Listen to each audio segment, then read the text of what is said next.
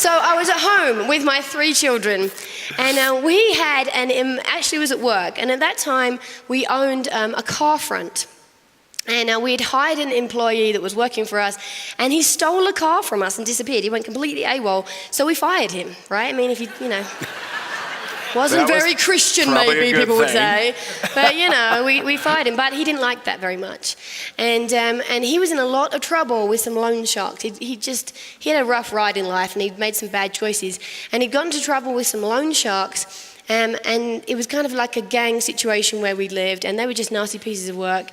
And so when he had lost his job and he couldn't pay the debt back, he passed his debt on to us. He didn't tell us this, but he passed it on to us, and he gave our name and address for the loan shark to come and collect on. And so they sent the heavy mob round to my house. And Ashley was at work, and I'm at home with the 3 baby bears, okay? And, I was just, praising God and just, loving the Lord and just having a great time. And all of a sudden the doorbell rings.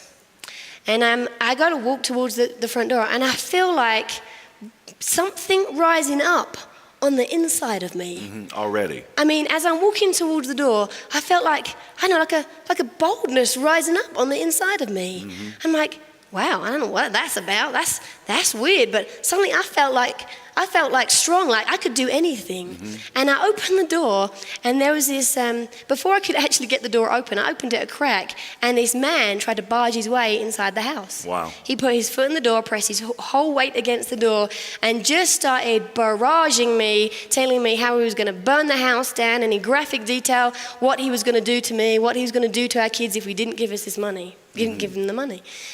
And I tell you, something just rose up. And I said, who do you think you are? Come on. Who do you think you are, you uncircumcised Philistine?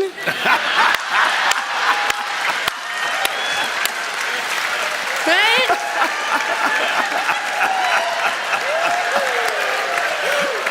And he looks at me like, what? I said, who are you, the monkey boy? You just come around trying to beat up on little ladies at home with their babies? Man up.